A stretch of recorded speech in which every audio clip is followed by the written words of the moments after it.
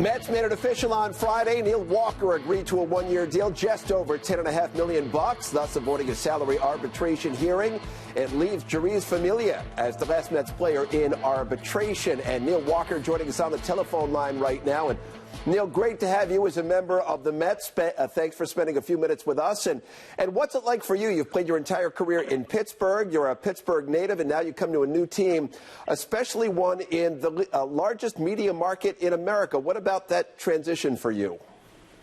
Well, Well, first off, thank you for having me on tonight. Obviously, it's exciting time for me, and certainly a transition time, like you said, for me, having spent my entire career in Pittsburgh, and I'm really excited to be a part of this organization and looking forward to what's ahead.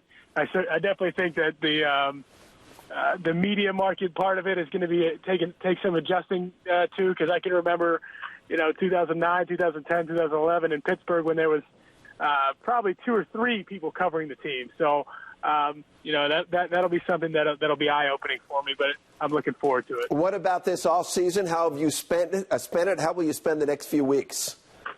Well, my wife and I are both from the city of Pittsburgh, just north of the city, and and all of our siblings are most of them are in the area, so we spend most off seasons here. So I've had to get used to working out in the off season in blue and orange as opposed to black and gold like I have for the past 12 years of my career.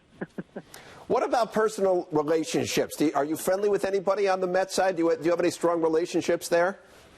Well, it's interesting. I haven't played with anybody on the major league roster. I've played with a few guys in the minor leagues, and there's been some guys that have come through the Pittsburgh organization, but I just kind of know most of them, from playing against them over the years, whether it was the minor leagues or big leagues. So, David reached out to me. David Wright reached out to me when the trade first happened, and was very gracious to offer any advice that he could give, in regards to anything really. So, and having played with some guys that have played with, guys in New York, they've all, just had great things to say about the clubhouse and the team and the players that they have.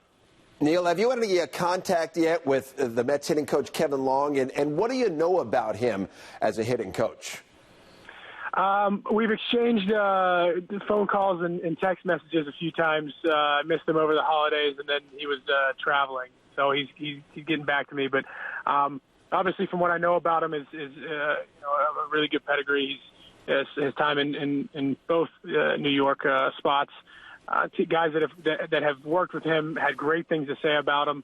How he individualizes each player and their swing and their approach, and how to get the most out of their swing, and how to be successful in that aspect. So I'm really looking forward to picking his brain and seeing what he has and getting to spring training and kind of getting into a routine with him. Aside from coming to a new team, you're going to have a new double play partner in 2016. What's that process like for you?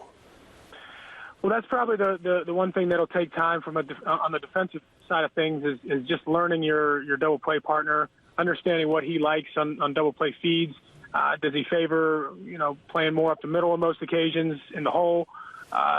His general positioning as the season goes along. And, I think both of us have been around long enough to kind of understand and know teams and players and figure out swings and hitters. And, obviously I've been in the NL Central for a long time, and he was in the AL Central for a long time, and obviously now over in the National League, or not last year, but a couple years ago. And so he knows the game. I know the game, and it'll just take time for us to develop a little bit of chemistry, but that's exactly what spring training's for. And really having worked with younger guys in the past and different guys, it takes, probably a week or so just to kind of understand what guys like and so on and so forth. You've had a chance from the outside to get a look at this Mets starting staff, which is arguably the best in all of baseball. How would you describe the Mets young starting staff?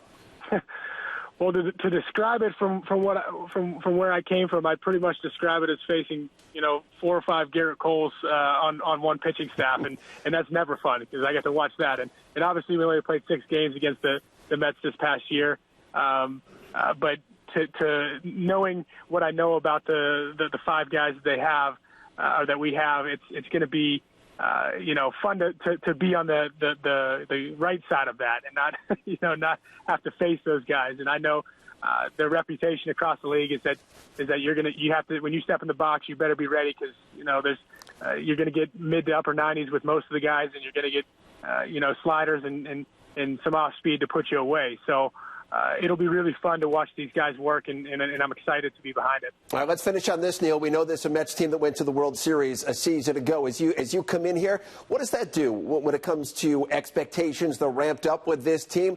Do you enjoy that sort of pressure that's going to be surrounding this team to try to get back there and then take it a step further and win the World Series? Well, absolutely, and it was very similar to the last 3 years in Pittsburgh. The expectation level, once you got to the postseason and had a little bit of success, and we only got to the divisional series, but you expect more out of yourself. You expect more out of yourselves as a team, and that creates this environment of not settling for anything, and that raises the bar.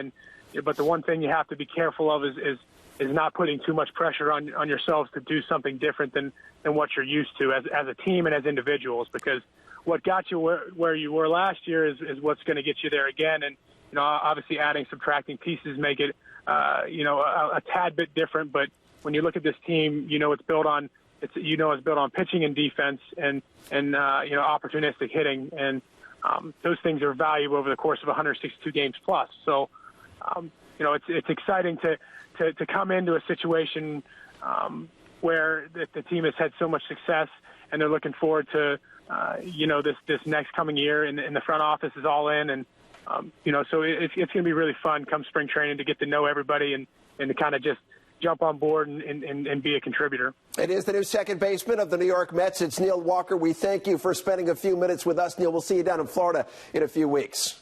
I appreciate it, guys. Have a great night.